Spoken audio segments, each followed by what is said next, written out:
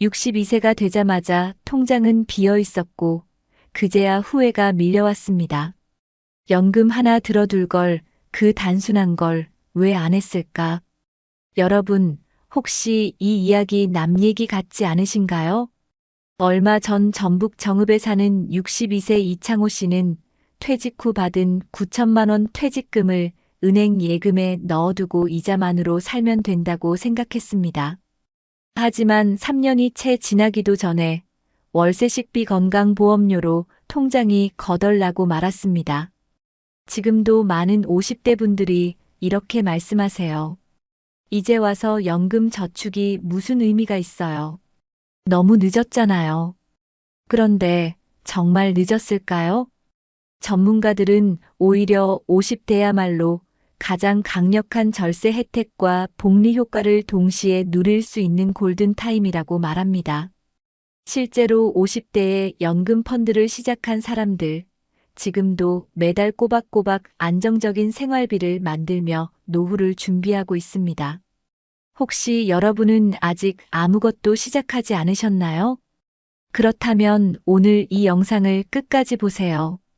지금이 아니면 다시는 기회가 없을 수도 있습니다. 본격적인 영상 시작 전에 구독과 좋아요는 영상 제작에 정말로 큰 힘이 됩니다. 또한 오늘의 영상에는 위에 말씀드린 내용과 관련된 대한민국에서 일어나고 있는 비참한 사례 한 가지와 그와 반대되는 사례를 소개해드리겠습니다. 여러분들이 다 들어보시고 어느 쪽이 내가 원하는 노후의 인생인지 생각해 보시는 시간이 되시기 바라겠습니다. 서울 강동구 천호동이 오래된 아파트 천장 구석에 핀 곰팡이 자국이 점점 퍼져가던 지난 겨울 66세 김상국 씨는 부엌 싱크대 앞에 서서 한참을 멍하니 벽만 바라보고 있었습니다. 그 천장 아직도 1990년대 시공 당시 그대로인 낡은 벽지 위로 물기가 퍼지듯 얼룩이 자라났죠. 김 씨는 조용히 혼잣말을 했습니다. 내가 이럴 줄은 몰랐는데. 그는 10년 전만 해도 누구보다 안정적인 삶을 살고 있다고 믿었습니다. 지방 국립대 토목공학과를 나와 건설회사에 입사한 후 35년간 현장을 누비며 일했고 57세 때 이사 승진은 놓쳤지만 그래도 부장으로 퇴직했다는 자부심은 남아 있었습니다. 회사는 직원들에게 비교적 후한 편이어서 퇴직금도 2억 원 가까이 나왔습니다. 퇴직 직후엔 아내와 제주도로 여행도 다녀왔습니다. 며칠간 바닷가 리조트에 머물며 이제 우리도 좀 쉬자라고 웃었고 은행 직원이 추천한 정기예금과 적립식 예금 상품에 돈을 넣고는 이자만으로도 충분하겠지라고 생각했습니다. 실제로 그땐 시중금리가 3% 초반이었고 은행에서도 요즘은 안전한 게 최고라며 자주 연락을 줬습니다.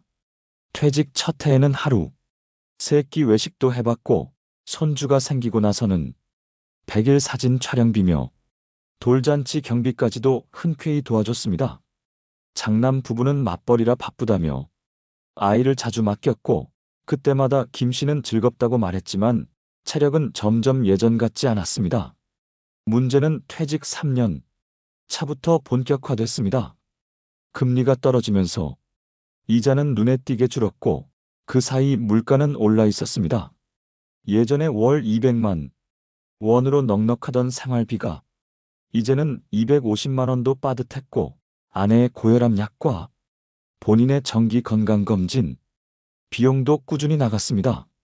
냉장고가 고장 나 교체하려다 보니 200만 원이 훌쩍 나갔고 안방 화장실에 곰팡이가 번지며 전체 타일 공사를 부르자 견적이 500만 원이 넘었습니다.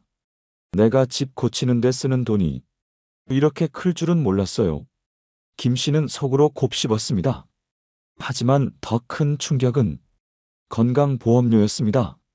퇴직하고 몇 달이 지나 지역가입자로 전환되자 평소 알던 수준보다 2배 이상 많았던 금액이 고지서에 찍혀 나왔습니다.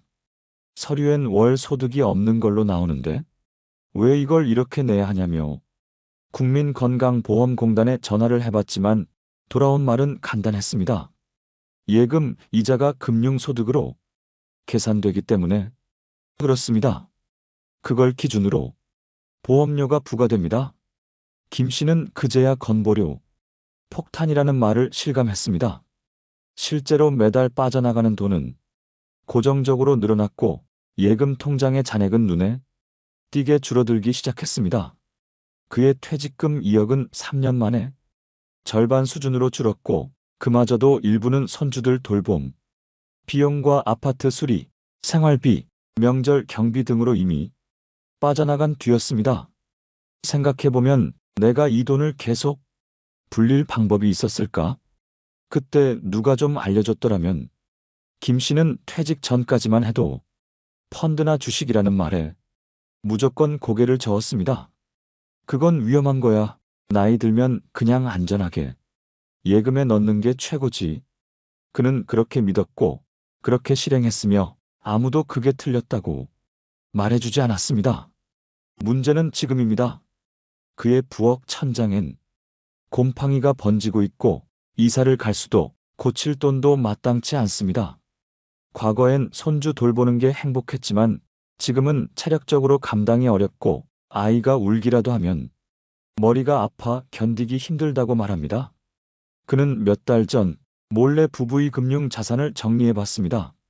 남은 예금은 1억 6천만 원 정도, 그것도 정기예금 해지 시 수수료가 붙는 상태.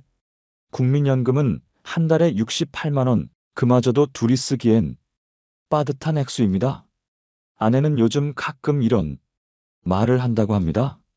당신 퇴직할 때 그 돈으로 뭐 하나 사놓을 걸 건물 말고라도. 그땐 왜 다 예금만 넣었대? 그 말에 김 씨는 대꾸하지 못합니다.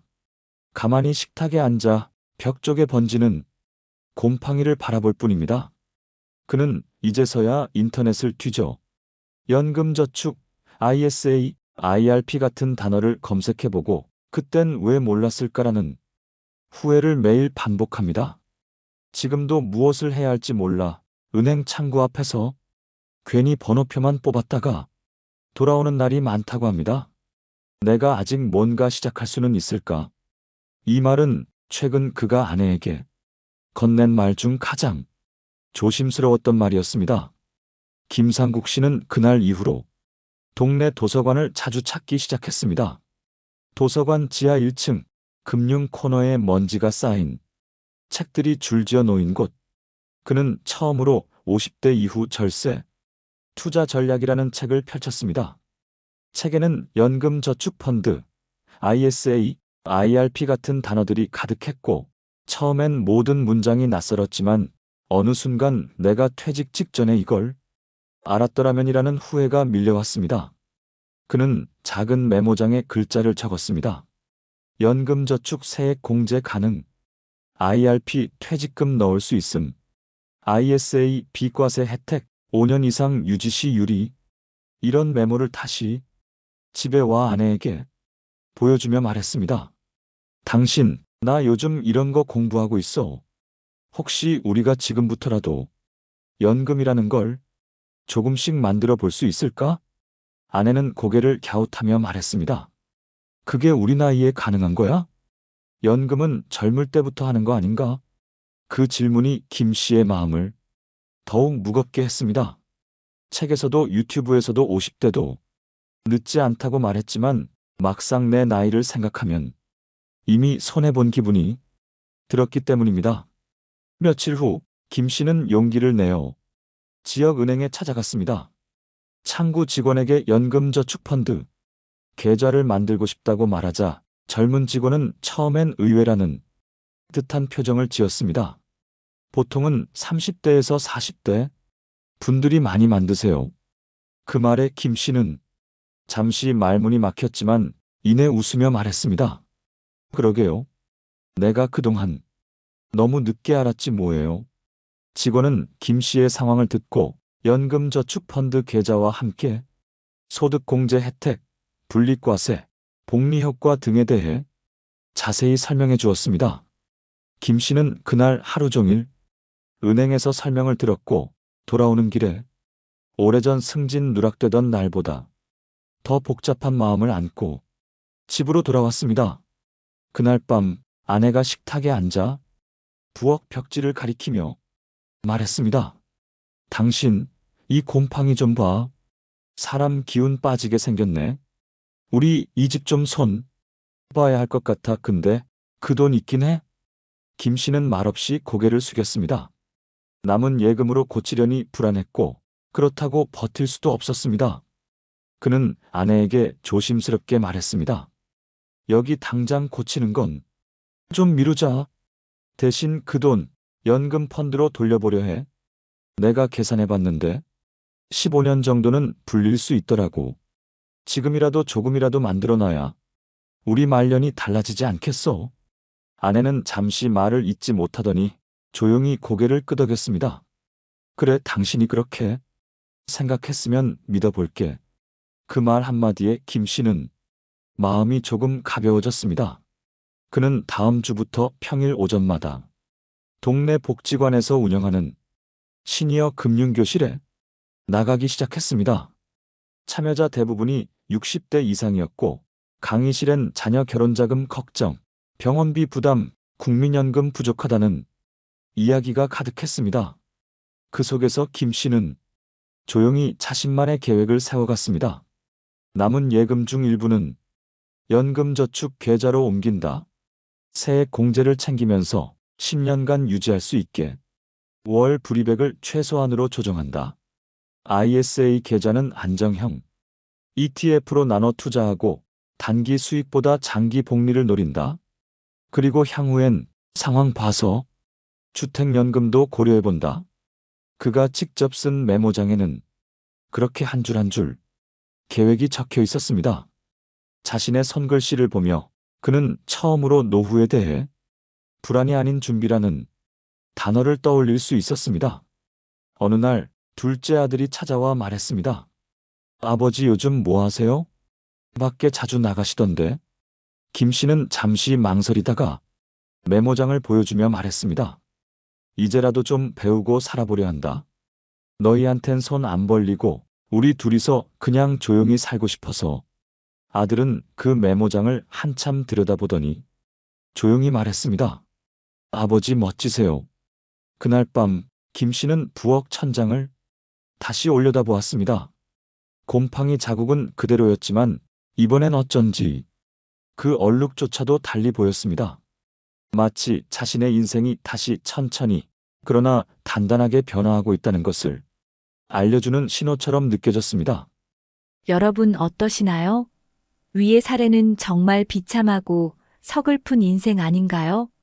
하지만 지금부터 소개해드리는 사례는 정반대의 선택으로 행복한 노후를 보내고 있는 분을 소개해드리겠습니다. 이분의 이름은 윤창열 씨, 현재 68세. 서울 마포구 연남동에 25년 된 아파트에 아내와 둘이 살고 있습니다.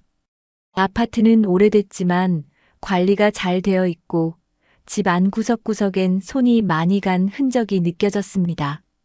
거실 한쪽 벽면에는 책장이 가득 차 있었고 그 옆 탁자 위에는 2025 대한민국 시니어 재무설계 가이드북이라는 책이 가지런히 놓여 있었습니다. 윤 씨는 대기업 출신도 아니고 공무원도 아니었습니다. 30년간 중소제조업체의 회계팀장으로 일했고 퇴직 당시 연봉은 4,500만 원 남짓, 퇴직금은 1억 8천만 원, 국민연금은 월 82만 원 수준이었습니다. 누가 봐도 평범한 은퇴자였습니다. 그런데 그는 달랐습니다. 저는 53살 때부터 연금저축펀드를 시작했어요. 퇴직금은 IRP로 넘기고 남은 자산은 ISA에 분산했죠. 그때는 사실 뭘 많이 알았던 건 아니고 그냥 불안했어요. 그게 전부였습니다. 윤 씨는 회계팀에서 일하며 수많은 사내 임원들의 퇴직 과정을 지켜봤습니다. 퇴직금을 모두 부동산 투자에 넣었다가 유동성 부족으로 고통받는 상무, 자녀 유학비로 수억 원을 지출하고 빈 통장만 남은 이사, 그리고 퇴직 후 사무실을 차렸다가 몇 년 못 가 문 닫은 부장까지. 그걸 너무 많이 봐서 그런지 나는 안 그래야겠다. 그 생각 하나로 준비한 거죠. 그는 50대 초반부터 작은 금액이지만 매달 연금저축에 불입했습니다. 당시에는 주변에서도 그 나이에 그걸 왜 하냐는 말도 들었지만 그는 매달 30만 원, 40만 원씩 꾸준히 쌓았습니다. 소득공제 혜택이 주어지는 것도 몰랐지만 불입 내역을 보고 회계적으로 장점이 많다는 걸 직감했다고 합니다. 퇴직 후 그는 퇴직금의 70%를 IRP 계좌로 이동시켰고 이 중 일부는 채권형 펀드, 일부는 글로벌 배당 ETF에 분산했습니다. 나머지 금액은 ISA 계좌에 넣어 단기성과 장기성 자산을 적절히 배치했죠. 중요한 건 돈이 통제 가능한 속도로 늘어났다는 거예요. 무리하지 않고 조급해하지 않고 매달 흐름이 생기도록 구조를 짰어요. 그 결과 68세인 현재 윤 씨는 매달 국민연금 82만 원에 더해 연금저축과 IRP 계좌에서 총 180만 원가량의 현금 흐름을 받고 있습니다. ISA에서 발생하는 수익은 매년 300만 원 내외로 필요할 때마다 여행비로 활용하고 있죠. 물론 윤 씨도 돈이 부족하다고 느낄 때가 있습니다. 하지만 그는 불안하지 않다고 말합니다. 제 자산은 제가 통제할 수 있어요. 그게 큰 차이입니다. 예금만 있었으면 아마 지금쯤 통장 잔고만 들여다보고 있었겠죠. 윤 씨의 삶이 특별한 건 자산의 크기가 아니라 구조였습니다.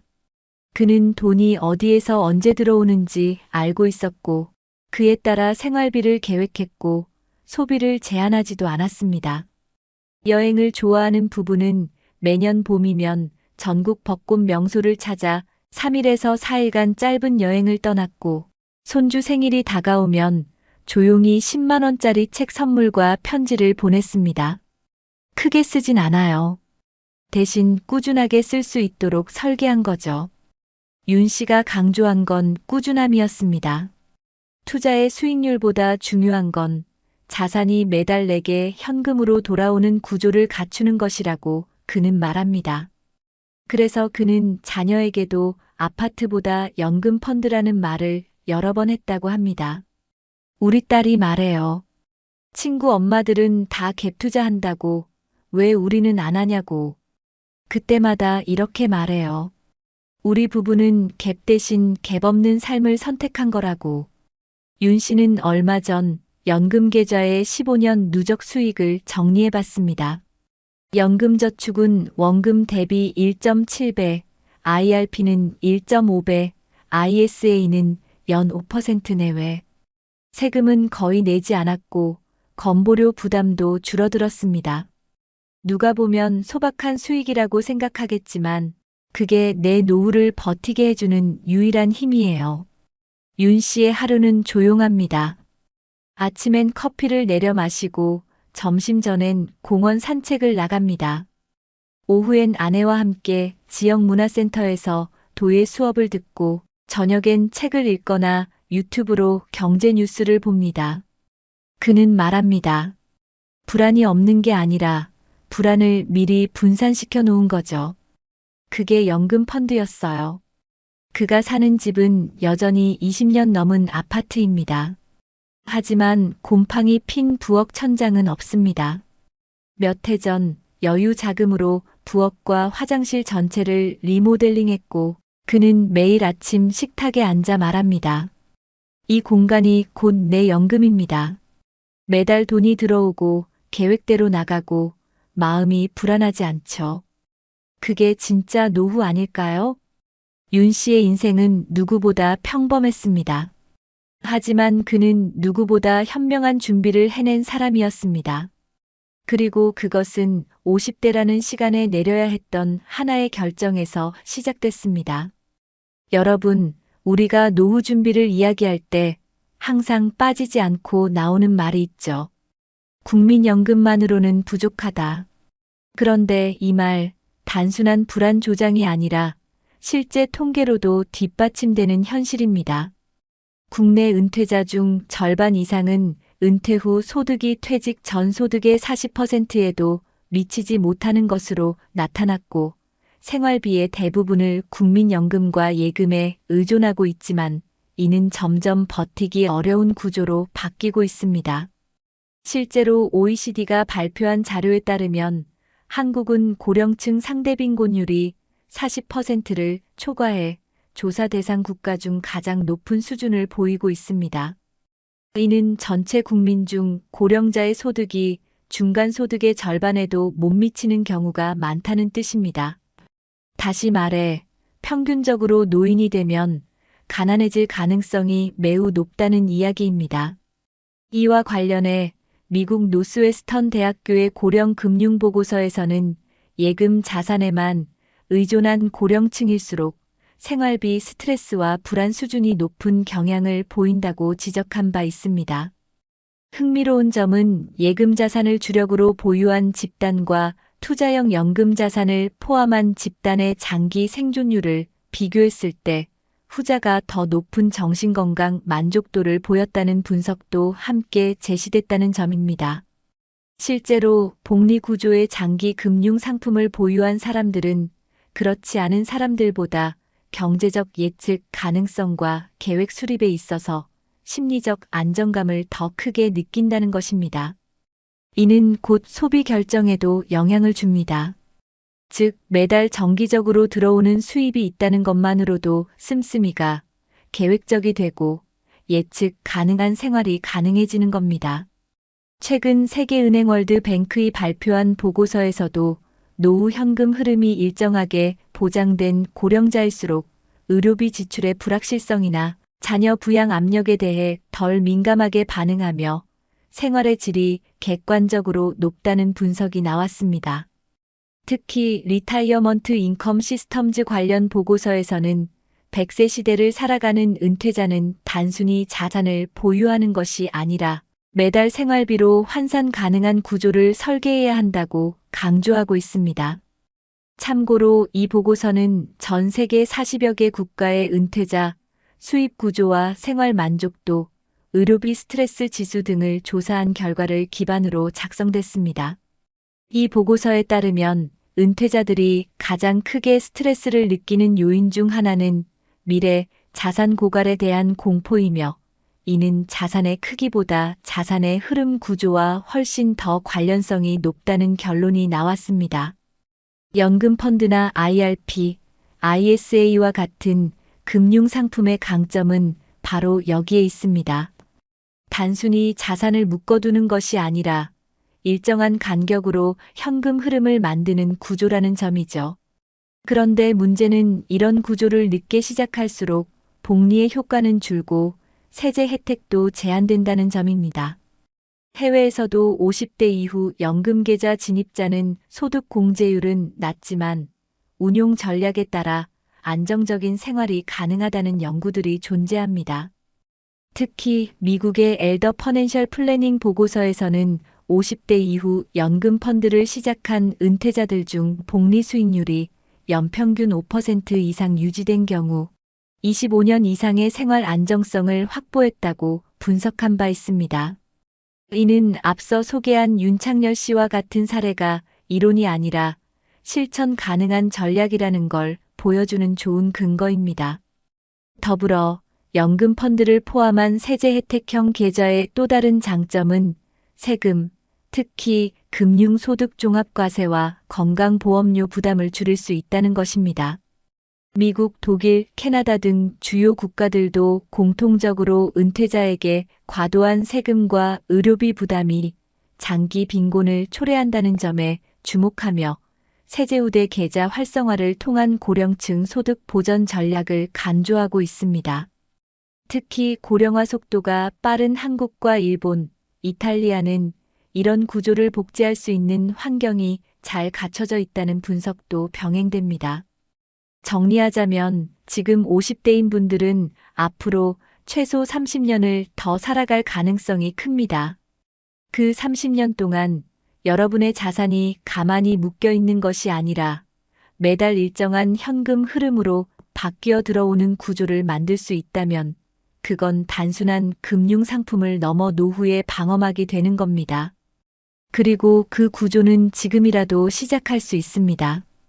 늦었지만 아직 늦지 않은 이유, 바로 이 통계들이 증명하고 있습니다. 그렇다면 우리는 지금 어떤 준비부터 시작해야 할까요? 전문가들은 입을 모아 말합니다. 노후 준비는 자산의 크기가 아니라 흐름의 구조를 만드는 것부터 시작해야 한다고요. 가장 먼저 할 일은 연금저축, IRP, ISA 같은 절세형 금융상품의 계좌를 개설하는 것입니다. 단 하루라도 빨리 시작하는 게 복리 효과를 누릴 수 있는 가장 단순하고 확실한 방법입니다. 그리고 계좌만 만들고 방치하지 말고 소액이라도 정기적인 불입을 설정해 두는 것이 중요합니다. 당장은 10만 원도 부담될 수 있지만 시간이 지나면 그 금액이 매달 들어오는 안정적인 생활비로 돌아올 수 있다는 사실을 기억해야 합니다. 이렇게 시작한 절세계좌는 연말정산 때 세액공제를 받을 수 있고 일정 기간이 지나면 금융소득종합과세에서도 제외되어 노후의 세금 부담도 덜 수 있습니다. 특히 지역가입자로 전환된 후 건강보험료가 부담이 되는 분들에게는 금융자산을 절세계좌로 옮겨 놓는 것만으로도 건보료 산정 기준이 달라져 큰 효과를 볼 수 있습니다. 전문가들은 지금 50대라면 계좌만 잘 활용해도 월 생활비의 최소 20%에서 30%는 보전할 수 있다고 조언합니다. 그리고 이러한 금융적 조치 외에도 지금 거주 중인 주택이나 자산 구조를 점검해 보는 것도 매우 중요합니다. 예를 들어 자녀가 모두 독립하고 방이 많은 아파트에 혼자 혹은 부부만 살고 있다면 해당 부동산을 처분하거나 줄이고 그 자산을 유동화하는 방법도 있습니다. 서울시에서는 실제로 어르신 맞춤형 주거 전환 지원 사업을 시행하고 있는데 일정 기준 이상의 고령자들에게 이사비와 중개비를 지원하며 보다 관리가 쉬운 소형 임대주택으로 옮길 수 있도록 돕고 있습니다. 또 일부 지자체에서는 실버 금융 상담소를 운영해 고령자 대상 자산관리 상담 서비스를 무료로 제공하고 있습니다. 예컨대 광주광역시는 시니어 금융건강 클리닉 프로그램을 통해 연금, 절세, 부채, 구조조정 등 전반적인 금융 솔루션을 안내하고 있고 대전시도 노인 금융안심 상담소를 통해 고령자 금융사기 예방 교육 및 실질적인 금융 상담을 정기적으로 운영하고 있습니다. 이런 정보는 시청, 구청 홈페이지나 주민센터에 문의하면 어렵지 않게 확인하실 수 있습니다. 또한 지역복지관에서 시행하는 노년 재무설계 프로그램도 매우 유용합니다. 전국적으로 확산되고 있는 이 프로그램은 고령자 맞춤형으로 구성되어 있으며 국민연금공단 및 한국재무설계협회 등의 협력으로 운영되기 때문에 실질적인 투자 연금, 세금 전략을 배울 수 있습니다. 해외 사례도 참고해 볼 만합니다. 일본은 고령화 속도가 빠른 국가답게 노후 자산 흐름 관리 제도를 도입해 고령자가 금융기관에 자산 운용 계획서를 제출하고 그에 따라 금융기관이 맞춤형 상품을 제공하는 시스템을 운영 중입니다. 이는 고령자의 충동적 투자나 사기를 막기 위한 제도이기도 하며 한국도 최근 일부 은행에서 유사한 맞춤형 고령자 자산관리 서비스 도입을 검토하고 있습니다. 미국은 SECURE 액트 2.0이라는 법을 통해 50세 이상 고령자에게 연금계좌 추가 납입 한도를 확대하고 복리 운용의 장기 효과를 누릴 수 있도록 제도를 개선했습니다. 특히 60대 이상 고령자에겐 기본 납입 한도 외에도 추가 적립 캐치 마이너스업 컨트리뷰션 기회를 제공하고 있어 늦게 시작해도 일정 수준 이상의 연금 수익을 만들 수 있도록 장려하고 있습니다. 캐나다는 정부가 운영하는 레지스터드 리타이어먼트 인컴 펀드 RRIF 제도를 통해 고령자에게 세금이 연기된 계좌 운용 혜택을 주며 일정 기간 이후 연금처럼 인출의 생활비로 활용할 수 있도록 설계했습니다. 이러한 해외 사례는 모두 노후에 필요한 것은 자산의 액수가 아니라 매달 현금 흐름이 들어오는 시스템이라는 철학을 기반으로 하고 있습니다.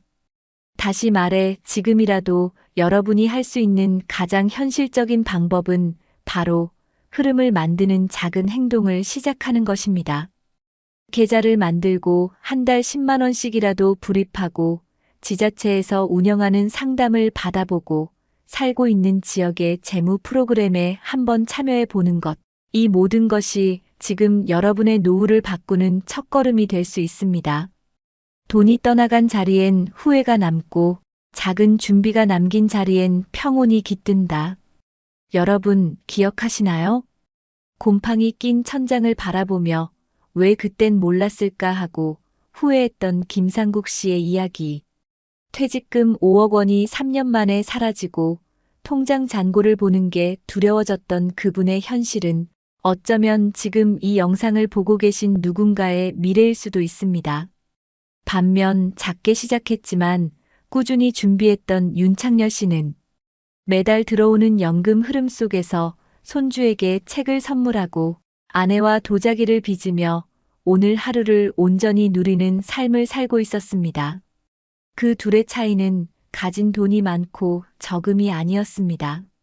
단지 준비의 방향이 달랐을 뿐이었습니다. 지금 이 순간 여러분은 어떤 선택을 하고 계신가요? 혹시 이제 와서 뭘 해? 라는 마음으로 지금의 불안을 외면하고 있지는 않으신가요? 하지만 늦지 않았습니다. 50대, 60대, 70대라 해도 지금부터라도 작게라도 시작한다면 우리는 얼마든지 흐름 있는 노후를 설계할 수 있습니다. 노년의 삶이 가난과 불안이 아닌 작은 여유와 따뜻한 안정으로 채워지길 바란다면 우리는 오늘 바로 이 자리에서 행동해야 합니다. 하루라도 빨리 계좌를 만들고 한 달에 10만 원이라도 저축하고 동네 복지관 프로그램 하나라도 찾아가 보세요.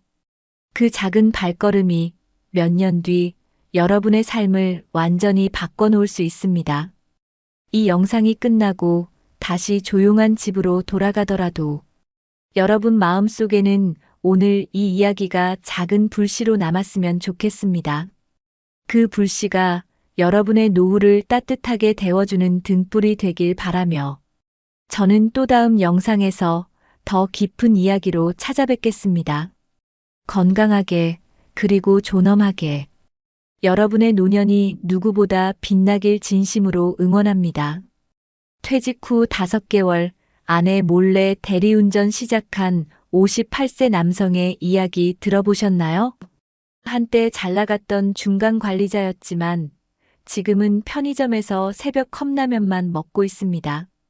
여러분, 혹시 이런 걱정 해보신 적 있으신가요? 나는 괜찮겠지 했던 50대. 그런데 막상 회사를 나오고 나니 할 줄 아는 게 아무것도 없더라는 이야기. 남 얘기 같지 않으시죠? 요즘 같은 시대에 40대, 50대에 무직이 되면 단지 일자리를 잃는 게 아닙니다.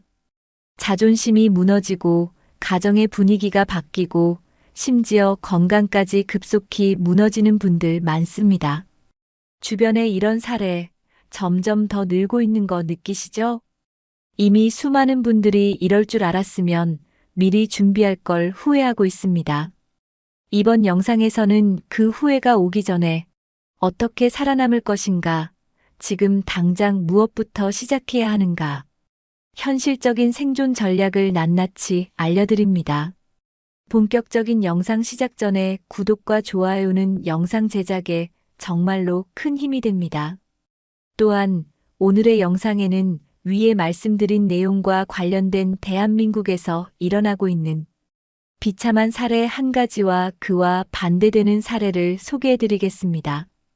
여러분들이 다 들어보시고 어느 쪽이 내가 원하는 노후의 인생인지 생각해 보시는 시간이 되시기 바라겠습니다. 낡은 작업복을 입고 새벽에 나가는 남편을 아내는 끝까지 말리지 않았다. 경기도 시흥에 사는 이만섭 씨는 올해 58입니다. 중견기업에서 26년 동안 근무했고 퇴직 당시에는 생산기획팀 부장이었습니다. 이 회사는 직원 수 300명 정도 되는 자동차 부품 협력업체로 성실하게만 다니면 정년까지 갈 수 있다는 평이 있던 곳이었습니다. 하지만 회사가 적자로 돌아서면서 구조조정 이야기가 나왔고 그는 잦은 퇴직을 선택했습니다. 희망 퇴직금은 약 1억 5천만 원, 연말 보너스를 포기한 대신 위로금 2천을 더 받았다는 것이 작은 위안이었습니다. 퇴직 후 처음 한 달은 오히려 홀가분했다고 합니다. 매일 출근하던 아침 시간에 카페에서 아메리카노를 마시고 마음에만 담아두던 책을 꺼내 읽고 아내와 함께 집 근처 공원을 산책하기도 했습니다. 여보, 이렇게 사는 것도 나쁘지 않네. 아내도 처음엔 웃으며 고개를 끄덕였습니다. 하지만 시간이 지나면서 점점 분위기가 달라졌습니다. 통장에서 빠져나가는 돈이 눈에 띄게 많아졌고 아무리 아껴 써도 생활비는 매달 350만 원 가까이 들었습니다. 아들은 졸업했지만 여전히 취업 준비 중이었고 딸은 서울에서 자취 중이라 생활비를 지원하고 있었습니다. 그렇게 반년이 지나자 남은 퇴직금은 어느덧 절반이 넘게 줄었습니다. 이러다간 1년도 못 버티겠구나. 그제야 그는 다시 일자리를 구해야겠다는 생각이 들었습니다. 하지만 현실은 예상보다 훨씬 냉정했습니다. 구직 사이트에 올린 이력서는 한 달이 지나도록 연락이 없었습니다. 인터뷰 한 번 보지 못하고 시간이 흘렀습니다. 자존감은 점점 낮아졌고 그의 표정은 날이 갈수록 굳어져 갔습니다. 그러던 어느 날 아내가 식탁에 앉아 조심스레 말을 꺼냈습니다. 여보, 다음 달부터 청소 도우미 쉬게 하면 어때요? 내가 조금 힘들어도 괜찮으니까. 그 말에 그는 고개를 끄덕였지만 그날 밤 그는 혼자 방 안에서 이불을 덮고 한참을 울었습니다. 내가 지금 뭘 하고 있는 거지? 다음 날 아침 그는 동네 도서관에서 무료 취업 상담을 신청했습니다. 상담사는 말했습니다. 58세시라면 솔직히 사무직 재취업은 어렵습니다. 기술직 쪽으로 전향하시거나 일용직도 고려하셔야 해요. 그때 처음 작업복이라는 단어가 그의 인생에 들어왔습니다. 지인의 소개로 이삿짐 센터에 나가게 된 그는 처음으로 하루에 10만 원을 받고 몸을 움직이며 돈을 벌었습니다. 처음 며칠은 팔에 멍이 들고 무릎이 퉁퉁 부었습니다. 이걸 내가 앞으로 계속해야 하나? 망설였지만 그는 다시 그 작업복을 입었습니다. 회색 상에 검정 하의, 주머니엔 장갑과 물티슈, 진통제를 넣었습니다. 처음엔 어색하던 작업복이 이제는 그의 몸에 자연스럽게 감기기 시작했습니다. 이제는 새벽 5시에 일어나 아내가 싸준 주먹밥을 들고 집을 나섭니다. 아내는 아무 말 없이 현관 앞까지 나와 작업복을 털어줍니다. 다치지 말고 와요. 우리 같이 버텨요. 그 말에 그는 고개를 끄덕이지만 뒤돌아서는 순간 눈시울이 붉어졌습니다. 이제는 손끝이 굳어져 펜을 오래 잡을 수 없고 허리가 시려 오래 서 있기도 힘들지만 그는 매일 일터로 나섭니다. 한 번은 이삿짐을 옮기던 중 고객이 아버지 뻘이신데 이렇게까지 하셔야 돼요? 라고 묻자 그는 웃으며 말했습니다. 살려면 해야죠. 아직 애들 결혼도 안 시켰는데요. 그날 작업복에 묻은 먼지는 좀처럼 떨어지지 않았습니다. 빨아도 털어도 그 먼지는 남아 있었고 그의 삶에 그대로 스며들었습니다. 퇴직한 지 1년 반이 지났습니다. 이만섭 씨의 몸은 점점 더 빨리 지쳐갔습니다. 허리 디스크 때문에 밤이면 다리의 감각이 무뎌졌고 아침에 눈을 뜨면 손이 퉁퉁 부어 있었습니다. 그는 여전히 매일 작업복을 입고 새벽 5시에 집을 나섰습니다.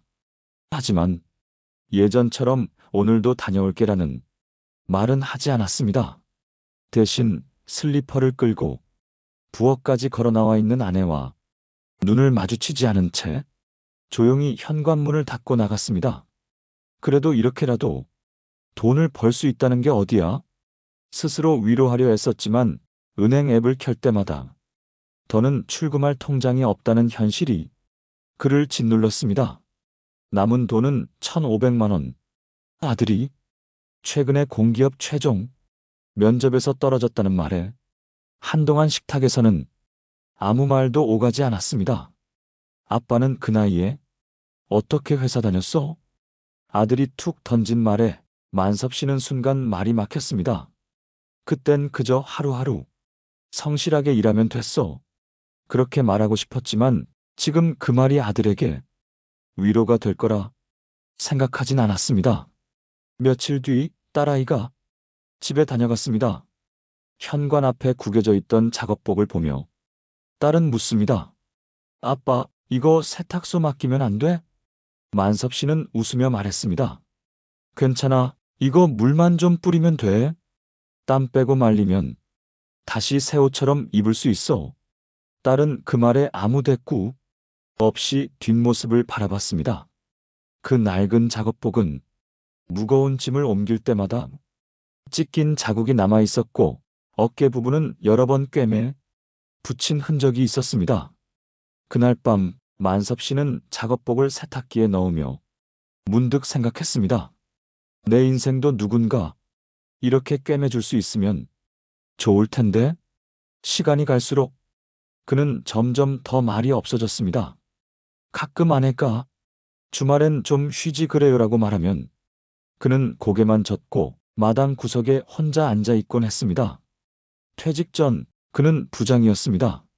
사람들이 문을 두드리며 의견을 묻고 보고서를 가져오며 사인을 부탁했고 팀원들은 그를 이 부장님이라 불렀습니다. 하지만 지금 그를 부르는 사람은 없습니다. 스마트폰엔 카톡도 전화도 거의 오지 않았고 친구들과의 단체 채팅방도 언제부턴가 조용해졌습니다. 퇴직 후 2년째가 되던 해 겨울 이만섭 씨는 일을 그만둘까 고민했습니다. 허리 통증이 심해졌고 손목에 힘이 빠져 컵을 자주 떨어뜨렸습니다. 이젠 정말 쉬어야 하나?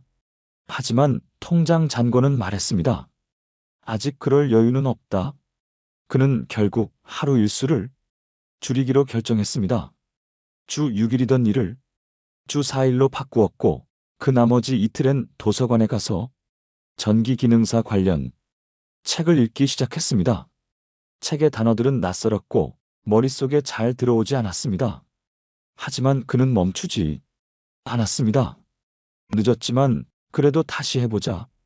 그가 중얼인 이 말은 아내에게는 들리지 않았지만 그가 세탁기에 돌린 낡은 작업복 위로 떨어지는 물방울 소리만큼은 집안 구석구석에 잔잔히 울려 퍼졌습니다. 하루는 아내가 말했습니다. 여보, 다음 달엔 우리 여행 가요. 짧게 가까운 데라도. 그는 웃었습니다. 그래, 나한텐 내가 말해주는 이 하루가 제일 큰 여행이야. 여러분 어떠시나요? 위의 사례는 정말 비참하고 서글픈 인생 아닌가요? 하지만 지금부터 소개해드리는 사례는 정반대의 선택으로 행복한 노후를 보내고 있는 분을 소개해드리겠습니다. 서울 성북구에 사는 박인철 씨, 올해 62입니다. 그는 과거 30년 동안 공기업에서 근무하다 정년을 2년 앞둔 60세에 스스로 은퇴를 선택했습니다. 주변에서는 걱정이 많았습니다. 이제 2해만 더 채우면 연금도 더 나오잖아. 아직 젊은데 왜 나가려고 해? 하지만 박 씨는 이미 10년 전부터 은퇴 시나리오를 준비해 왔습니다. 그는 퇴직은 언젠가 오지만 준비는 미리 해야 한다고 말하곤 했습니다. 그의 첫 준비는 가계부 정리였습니다. 48세가 되던 해, 박 씨는 자신의 소비 패턴을 하나씩 분석하기 시작했습니다. 매달 지출의 절반이 외식비, 자녀 교육비, 명절 비용, 취미 생활 등 조절 가능한 영역에서 발생하고 있다는 걸 알게 됐죠. 이후 박 씨는 월급의 30%를 적립식 펀드와 개인연금으로 나누어 저축했고, 주택담보대출은 퇴직 3년 전까지 모두 상환했습니다. 퇴직 당시 그의 금융자산은 총 약 3억 4천만 원, 그중 1억 2천만 원은 절대 쓰지 않는 노후 의료자금으로 따로 떼어두었습니다. 은퇴 후 가장 두려운 건 병원비예요. 돈이 없으면 병원도 못 가죠. 그가 자주 했던 말입니다. 박 씨의 두 번째 준비는 생활 구조 개편이었습니다. 그는 55세부터 부부가 함께하는 일상 훈련을 시작했습니다. 직장 다닐 때는 늘 늦게 들어오던 박 씨가 저녁 6시에 귀가해 아내와 밥을 먹고 함께 산책을 다니자. 처음엔 어색해하던 아내도 점점 웃는 시간이 많아졌습니다. 아내와의 관계가 좋아야 퇴직 후 외로움을 피할 수 있다. 이것이 박 씨의 철학이었습니다. 세 번째는 은퇴 후 소득 구조 확보입니다. 박 씨는 정년까지 가지 않았기 때문에 퇴직금이 조금 줄었지만 그 대신 매달 180만 원의 공무원 연금을 받으며 임대 수익으로 월 60만 원을 추가로 벌고 있습니다. 합산하면 매달 240만 원 수준의 안정적인 생활비가 확보되는 셈입니다. 게다가 박 씨는 지출을 정밀하게 설계했습니다. 전기세, 통신비, 식비 등 필수 지출 외에는 행복 지출이라고 정한 금액 내에서만 소비했습니다. 가장 큰 차이는 마음의 여유입니다. 박 씨는 퇴직 후에도 스스로를 퇴직자라고 부르지 않았습니다. 이제는 내 인생의 두 번째 직업을 시작하는 시기입니다. 그는 동네 도서관에서 주 3회 글쓰기 교실을 운영하고 있습니다.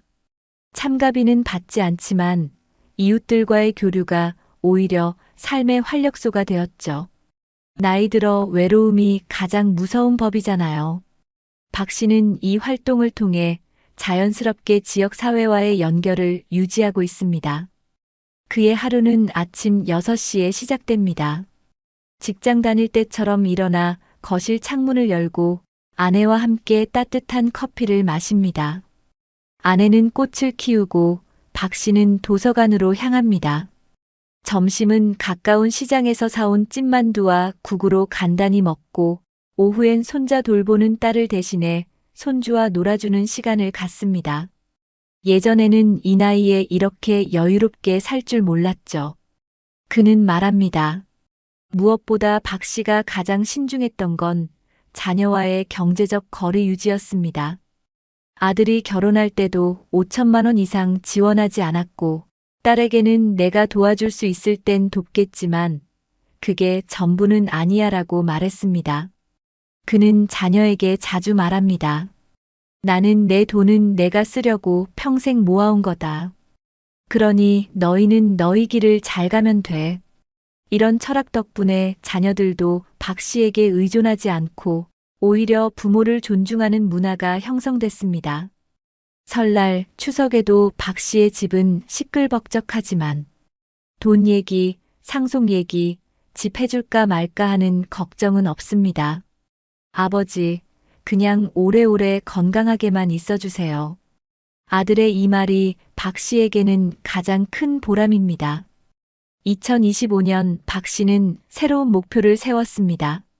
내년 봄 아내와 함께 제주 한 달 살이를 해보기로 한 것입니다. 그리고 그 여행에서 그동안 쓴 일기를 정리해 퇴직 준비에 관한 에세이를 쓰겠다고 합니다. 그의 책 제목은 이미 정해져 있다고 합니다. 퇴직 후에도 나는 나로 산다. 박 씨는 웃으며 말합니다. 내가 평생 일하면서 배운 건 하나예요. 퇴직은 끝이 아니고 그날 이후부터 진짜 나를 키우는 시간이라는 거죠. 2025년 대한민국은 빠르게 고령사회로 진입하고 있습니다. 전체 인구의 19%가 65세 이상이며 60대 인구만 놓고 봐도 1,200만 명을 넘어섰습니다. 그런데 문제는 고령화보다 더 심각한 것이 준비 없는 은퇴입니다. 최근 국내에서 발표된 중년층 생활 실태 조사에 따르면 55세 이상 퇴직자의 62%는 퇴직 1년 이내에 자산의 절반 이상을 소진한 경험이 있다고 답했습니다. 그중 절반 이상은 퇴직금을 생활비로 사용했고 투자 손실이나 자녀 지원, 병원비로 빠르게 소진되는 패턴이 반복되고 있었습니다. 또 다른 조사에서는 퇴직자 10명 중 7명은 퇴직 이후 6개월이 지나도록 명확한 노후 계획을 수립하지 못한 채 하루하루를 보내고 있다는 결과도 나왔습니다.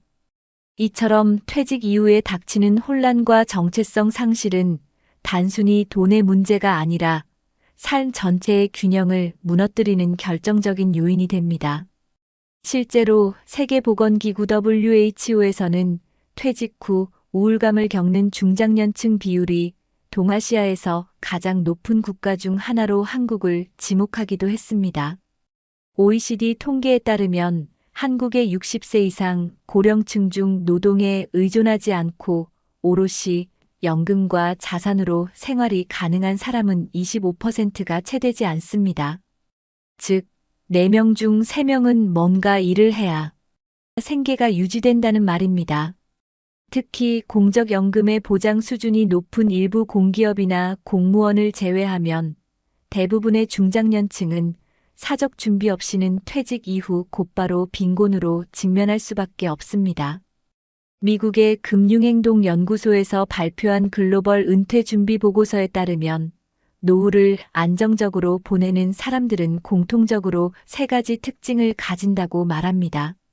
첫째, 퇴직 10년 전부터 구체적인 은퇴 준비 플랜을 세웠으며, 둘째, 정기적인 소득 외에 추가 수익 구조를 확보했고, 셋째, 가족에게 의존하지 않는 독립적 재정 계획을 세웠다는 점입니다.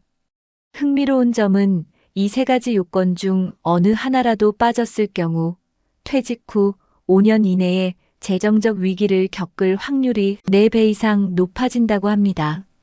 실제로 유럽연합 산하노후복지연구소의 한 리포트에서는 퇴직 후 첫 2년이 경제적 추락의 분기점이며 이 시기의 선택이 노후의 20년을 결정한다고 강조하고 있습니다. 박인철 씨 사례가 주는 울림은 바로 이 지점에 있습니다.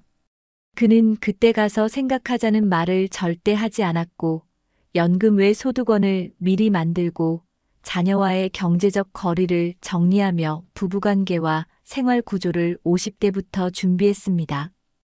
반면 많은 중년층은 아직 시간은 있다. 아이들만 키우고 나면 시작하자는 생각으로 50대를 흘려보냅니다. 하지만 현실은 냉혹합니다. 한 번의 퇴직은 단순히 직장을 잃는 것이 아니라 자신이 사회적으로 불필요한 존재로 느껴지는 순간이며 그 충격은 상상 이상입니다. 일본 고령화 정책연구소에서 수행한 장기조사에 따르면 남성 퇴직자 중 퇴직 후 3년 내 사회적 관계가 단절된 비율이 58%에 달하며 그중 절반 이상은 고립을 경험했다고 응답했습니다. 단절된 인간관계, 무너진 경제적 기반, 정체성 상실, 그리고 무엇보다 가족 내에서의 위상 변화는 중년에게 깊은 우울감을 안겨줍니다. 국내에서도 최근 발표된 한 조사에서는 퇴직 후 부부 갈등이 급증하는 원인을 묻자 남편의 무기력과 경제적 기여 부족이 주요 원인이라는 답변이 압도적으로 많았습니다. 결국 노후 준비란 돈의 문제 이전에 태도와 구조의 문제입니다. 예고 없이 다가오는 퇴직이라는 현실을 어떤 방식으로 받아들이고 준비하느냐에 따라 남은 30년이 추락의 시간일 수도 있고 두 번째 인생의 전성기가 될 수도 있습니다.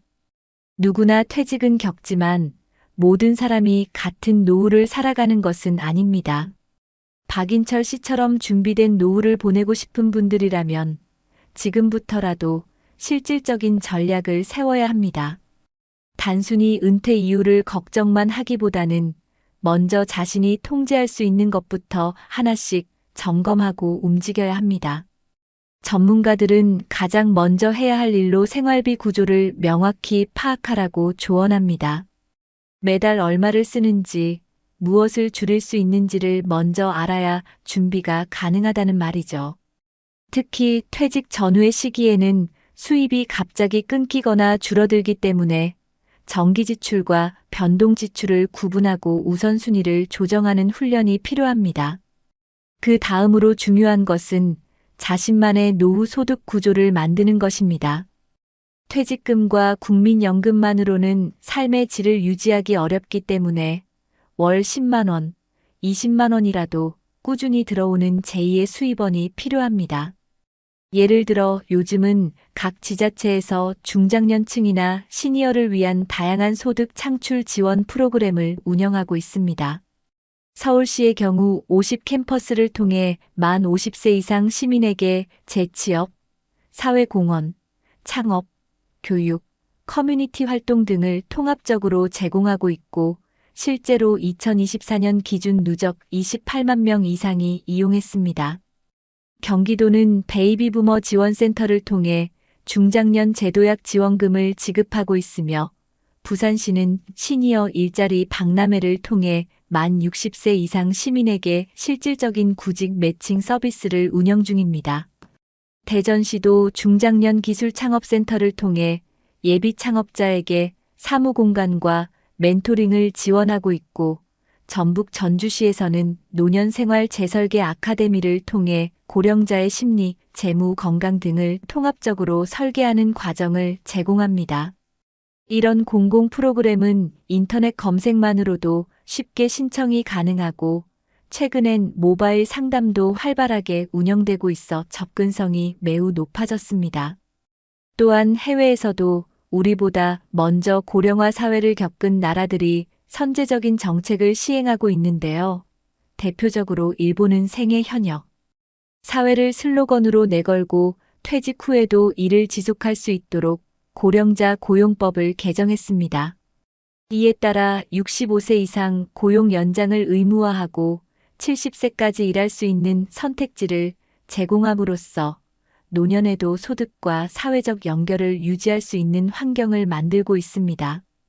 독일은 시니어 코치 프로그램을 운영하며 은퇴자를 지역사회 멘토로 양성해 지역 내 문제 해결에 기여하도록 하는 제도를 도입했습니다. 이 프로그램은 노인의 경험을 사회 자산으로 활용하는 동시에 정체성 상실을 예방하는 긍정적 효과를 내고 있습니다. 우리나라에서도 서울 서대문구가 이와 비슷한 인생 나눔 코디네이터 사업을 통해 은퇴한 6,070대 시민이 지역 아이들과 문화활동을 함께하는 프로그램을 진행하고 있으며 참여자 만족도도 매우 높은 편입니다. 이러한 제도와 프로그램은 단지 경제적 생존만을 위한 것이 아니라 관계의 유지, 사회적 역할의 회복, 삶의 보람이라는 측면에서도 중요한 역할을 합니다. 퇴직 후에도 자신이 여전히 사회에 필요한 존재라는 감각을 유지하는 것이야말로 건강한 노후의 가장 강력한 무기이기 때문입니다. 특히 최근엔 퇴직 전부터 이러한 정보들을 탐색하고 활용하는 선제적 준비 세대가 늘어나고 있습니다.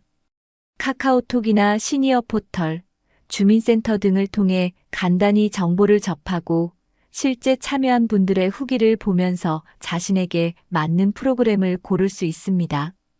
더 늦기 전에, 그리고 더 망가지기 전에 지금이라도 내 삶의 구조를 바꾸려는 시도를 해보는 것이 중요합니다. 박인철 씨는 퇴직을 5년 앞둔 시점부터 매년 한 번씩 부부가 함께 노후 리허설을 해봤다고 합니다. 한 달 지출을 연금 기준으로 맞춰 생활해보고 주말마다 아르바이트나 봉사를 통해 은퇴 후의 시간을 시뮬레이션해 본 것이죠. 이런 사소하지만 구체적인 준비가 결국엔 불안이 아닌 기대의 노후를 만들 수 있었습니다. 여러분도 지금부터 하나씩 시작해 보세요. 지역사회는 생각보다 더 많은 자원을 갖고 있고 나이가 들수록 혼자보다 함께가 더 강합니다. 돈이 많아야 준비된 노후를 만드는 것이 아닙니다. 구조와 태도 그리고 연결이 만들어내는 변화가 여러분의 내일을 지켜줄 수 있습니다. 낡은 작업복에 새벽이 묻고 오래된 커피잔에 오늘이 피었습니다. 우리는 지금 어떤 시간을 잊고 있나요? 여러분, 오늘 이야기 속 두 분의 삶, 마음에 깊이 남으셨나요? 퇴직 후 준비 없이 무너져간 이만섭 씨의 인생. 아무도 불러주지 않는 현실 속에서 낡은 작업복을 입고 새벽 어스름 속 골목을 오르내리며 조용히 버텨야 했던 그의 날들. 반면에 다가올 은퇴를 미리 준비하고 가족과 삶의 구조를 천천히 정비해 나답게 나이 들어간 박인철 씨의 인생은 조금 더 단단하고 조금 더 따뜻했습니다. 우리는 모두 언젠가 퇴직을 맞이하게 됩니다. 하지만 그 이후의 삶은 오늘 내가 어떤 마음으로 준비하느냐에 따라 완전히 달라질 수 있습니다. 여러분, 우리가 지금부터 해야 할 일은 돈을 많이 버는 것도 대단한 성공을 쫓는 것도 아닙니다. 지금 이 순간 나의 삶을 돌아보고 작지만 분명한 계획을 세우는 것입니다. 혼자 이겨내야 했던 이만섭 씨의 외로운 새벽이 여러분의 미래가 되지 않길 바랍니다. 대신 박인철 씨처럼 내가 나를 위해 살아가는 시간을 선물해 보세요. 지금 준비하면 늦지 않았습니다. 우리 인생의 마지막 장은 지금보다 훨씬 더 따뜻하고 아름다울 수 있습니다. 여러분, 오늘도 잘 살아내 주셔서 고맙습니다. 그리고 앞으로의 날들은 조금 더 당신답게, 조금 더 웃으며 걸어가시길 바랍니다.